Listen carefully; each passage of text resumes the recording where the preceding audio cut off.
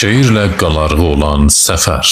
Bir uçaydım bu çırpından yel ilə, bağlaşaydım dağdan aşan sel ilə, ağlaşaydım uzaq düşən el ilə, bir görəydim ayrılığı kim saldı.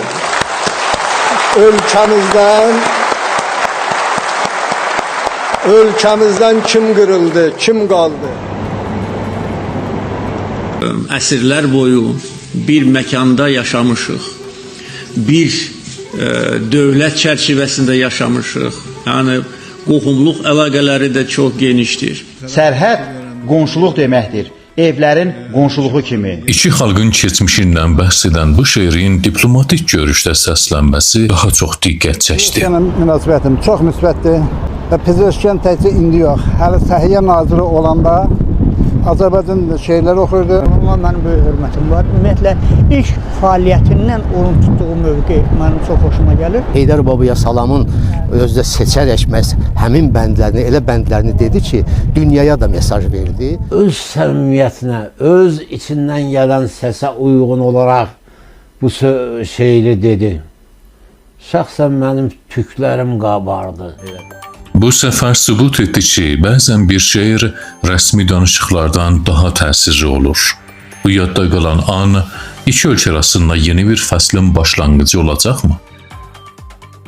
İran İslam Respublikasının prezidenti cənab Məsud Pezeşkanın Bakıya rəsmi səfərinin çox böyük əhəmiyyəti var idi.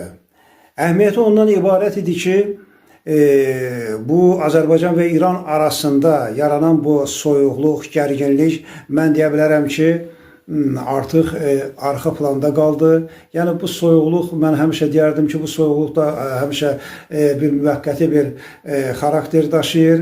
Yəni bu rəsmi səfərdə bir çox məsələlərə cənab Pezeşkan aydınlıq gətirdi.